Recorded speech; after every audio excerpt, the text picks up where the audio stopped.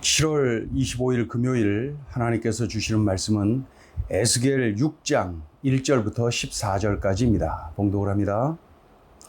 여호와의 말씀이 내게 임하여 이르시되 인자야 너는 이스라엘 산을 향하여 그들에게 예언하여 이르기를 이스라엘 산들아 주 여호와의 말씀을 들으라. 주 여호와께서 산과 언덕과 시내와 골짜기를 향하여 이같이 말씀하시기를 나 곧 내가 칼이 너희에게 임하게 하여 너희 산당을 멸하리니 너희 제단들이 황폐하고 분향 제단들이 깨뜨려질 것이며 너희가 죽임을 당하여 너희 우상 앞에 엎드러지게 할 것이라. 이스라엘 자손의 시체를 그 우상 앞에 두며 너희 해골을 너희 제단 사방에 흩으리라.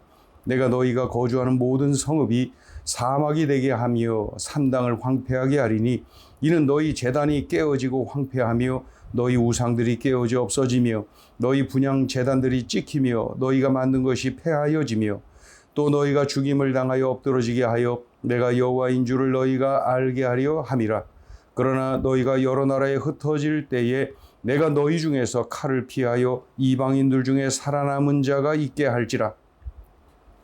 너희 중에서 살아남은 자가 사로잡혀 이방인들 중에 있어서 나를 기억하되 그들이 음란한 마음으로 나를 떠나고 음란한 눈으로 우상을 섬겨 나를 근심하게 한 것을 기억하고 스스로 한탄하리니 이는 그 모든 가증한 일로 악을 행하였음이라. 그때에야 그들이 나를 여호와인 줄 알리라. 내가 이런 재앙을 그들에게 내리겠다 한 말이 헛되지 아니하니라. 주 여호와께서 이같이 이르시되 너는 손뼉을 치고 발을 구르며 말할지어다. 오호라 이스라엘 족속이 모든 가증한 악을 행함으로 마침내 칼과 기근과 전염병에 망하되 먼 데 있는 자는 전염병에 죽고 가까운 데 있는 자는 칼에 엎드러지고 남아있어 애워싸인 자는 기근에 죽으리라. 이같이 내 진노를 그들에게 이룬즉 그 죽임당한 시체들이 그 우상들 사이에 제단 사방에 각 높은 고개 위에 모든 산 꼭대기에 모든 푸른 나무 아래에 무성한 상수리나무 아래 곧 그 우상에게 분향하던 곳에 이르리니 내가 여호와인 줄을 너희가 알리라. 내가 내 손을 그들의 위에 펴서 그가 사는 온 땅 곧 광야에서부터 디블라까지 황량하고 황폐하게 하리니 내가 여호와인 줄을 그들이 알리라. 아멘. 에스겔 선지자는 지금 바벨론의 포로로 끌려가 있지요.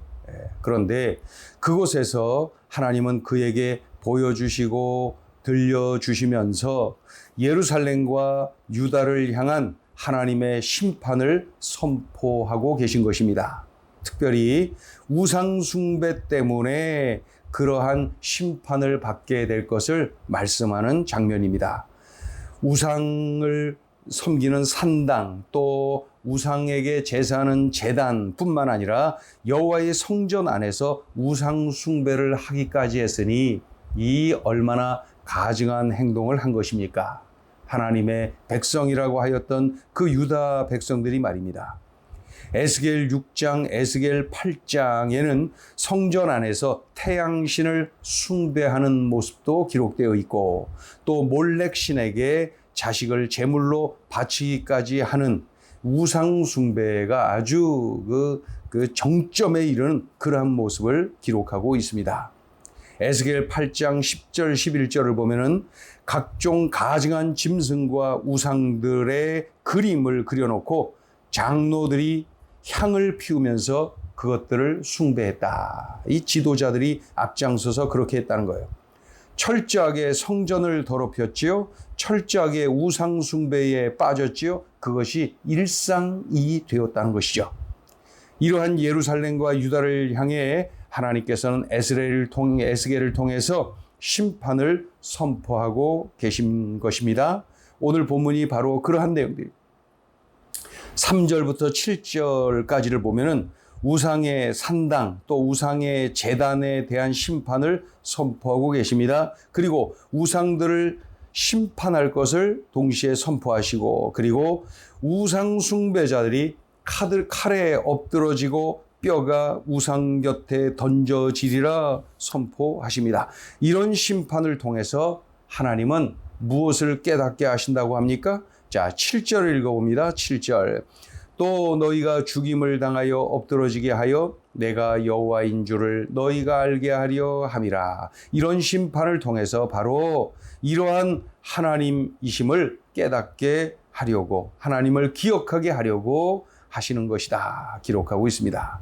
이어서 8절부터 10절까지를 보면은 하나님의 심판으로 이방에 끌려갈 것이다. 그런데 그중에는 그곳에서 살아남은 자가 있을 것이다. 그들이 깨닫고 회개하게 될 것이다. 그리고 여호와 하나님을 깨닫고 여호와 하나님의 말씀을 기억하고 자신들의 우상 숭배 죄악을 기억하고 한탄하고 회개하는 일들이 일어날 것이다. 예. 그래서 하나님의 심판 중에도 이렇게 은혜를 체험하고 큰 복을 누리는 사람들이 있을 것을 말씀하고 있습니다. 큰 징계 속에서도 이렇게 하나님께 회개하고 돌아오는 이들을 우리 하나님께서 넘치는 은혜를 주실 것을 말씀하고 있지요. 이어서 11절부터 14절까지를 보면은 하나님의 심판을 다시 강조하고 있습니다. 하나님이 이 땅을 쳐서 철저하게 황폐하도록 만드실 것이다 라고 말씀하죠. 어떤 단어들이 언급되어 있나요? 칼, 기근, 전염병, 그리고 시체들이 여기저기 우상 숭배하는 장소에 널려져 있을 것이다. 즉 철저한 심판을 말씀하시는 것입니다. 더욱이 이러한 심판의 범위가 어디까지느냐? 14절을 보세요. 14절. 내가 내 손을 그들의 위에 펴서 그가 사는 온 땅 곧 광야에서부터 디블라까지 황량하고 황폐하게 하리니 내가 여호와인 줄을 그들이 알리라. 광야에서부터 디블라까지 온 땅을 황폐하게 황량하게 만들 것이다. 철저한 심판을 말씀하시는 건데, 이 광야에서부터 디블라까지, 광야는 유다의 남부를 의미하고 디블라는 북쪽 경계 어느 지점을 말씀하는 것으로 추정을 할 수가 있습니다. 그러니 유다 남쪽부터 북쪽까지 유다 전 국토를, 유다 온 땅을 말씀하고 있어요. 그러니까 하나님의 심판이 얼마나 엄중한지, 얼마나 철저한지를 말씀하고 있는 거죠. 실제적으로 바벨론을 막대기 삼아서 이렇게 치실 것을 우린 이미 알고 있죠. 자, 오늘 주시는 메시지입니다. 첫째, 오직 여호와 하나님만을 믿고 섬겨야 합니다. 유다 백성들의 모습을 보며 분명하게 깨닫게 되지요. 오직 여호와 하나님을 믿고 섬겨야 한다. 그렇지 않고 우상을 숭배한다면은, 하나님보다 더 신뢰하고 의지하는 무엇인가가 있다면은 하나님의 심판을 받게 된다. 하나님은 질투하시는 하나님. 하나님은 질투하시기까지 우리를 사랑하시고 우리와 함께 하시고 우리들이 온전히 하나님께 집중하며 살기를, 하나님을 사랑하며 하나님을 의지하며 살기를 하나님이 원하시는 거죠. 하나님이 또 뭐라고 말씀하셨습니까? 나 외에 다른 신을 섬기지 말라 하시지 않았습니까? 우리가 흔히 이렇게 생각할 수가 있어요. 나는 다른 종교와는 관계가 없고 우상 숭배와는 더더욱 관계가 없으니 나하고는 아무런 상관없는 이야기다. 그러나 우리가 명심해야 됩니다. 내가 하나님보다 더 사랑하는 것이 있다면은, 내가 하나님보다 더 의지하는 무엇인가가 있다면은 그것이 바로 우상 숭배입니다. 나는 늘 하나님을 더욱 의지하고 내가 하나님을 가장 사랑하고 하나님을 가장 의지하는 그러한 삶을 살아야 됩니다. 하나님과 나 사이에 어떠한 다른 것이 끼어들지 못하도록 늘 나 자신을 살피고 나 자신을 점검해 나가야 됩니다.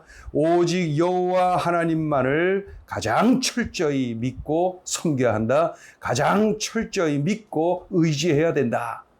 오늘 주신 말씀을 꼭 기억해야 됩니다. 하나님과 우리 사이에 다른 것들이 끼어들어서 더 의지하게 만들고 더 사랑하게 만든다면은 그것이 바로 우상 숭배입니다. 우리들의 삶에 적용하고 우리들이 꼭 이렇게 살아내야 됩니다. 자, 둘째 주시는 메시지입니다. 하나님의 속마음을 알아야 합니다. 하나님의 속마음. 오늘 본문에서 반복되는 말씀이 눈에 확 들어오는 말씀이 있죠. 7절, 10절, 13절에 반복되는데 내가 여호와인 줄을 너희가 알게 하려 함이라. 내가 여호와인 줄 너희가 알게 하려 함이라. 이렇게 말씀을 반복하고 있어요. 이것은 무엇을 의미합니까? 하나님은 심판 중에도 이 백성이 회개하고 하나님께로 돌아오기를 간절히 바라고 계시는구나 라는 하나님의 속마음을 우리가 깨닫게 됩니다. 실제로 회개하고 하나님께로 돌아온 그 백성들이 하나님이 부어주시는 복을 누리게 됩니다. 예루살렘 회복의 도구로 쓰임받습니다. 이스라엘 민족 재건의 도구로 쓰임받습니다. 회개가 축복이죠. 회개가 축복입니다. 나는 어떤 상황에서도 어떠한 환경에서도 하나님의 속마음을 기억하고 그것대로 그대로 순종하고 그대로 회개하고 바로 그러한 삶을 살아야 됩니다. 오늘 하나님의 징계, 하나님의 심판이 선포되는 현장에서도 분명하게 나에게 들려주신 이 말씀을 우리가 듣고 기억해내야 됩니다. 하나님의 속마음을 알아야 한다. 우리를 향한 하나님의 속마음은 심판이 아니에요. 징계가 아니에요. 회개하고 돌아오는 것이 하나님의 속마음이에요. 그러니 우리는 순종하고 회개하고, 그렇죠? 하나님 말씀 그대로 따르고 순종하고, 그래야 해서 하나님의 속마음을 우리가 잘 이해하고 따르는 아주 성숙한 하나님의 자녀들로 살아야 됩니다. 오늘 주신 이 말씀을 꼭 기억하자고요. 하나님의 속마음을 알고 순종하는 그러한 우리들의 삶이어야 됩니다. 기도합니다. 하나님 아버지, 들려주신 하나님의 음성을 들었습니다. 들은 대로 순종, 들은 대로 살아내어서 하나님 마음에 합한 우리들의 삶이 되게 하여 주시옵소서. 들려주신 하나님의 이 음성을 꼭 살아내게 하여 주옵소서. 예수님의 이름으로 기도 올리옵나이다. 아멘.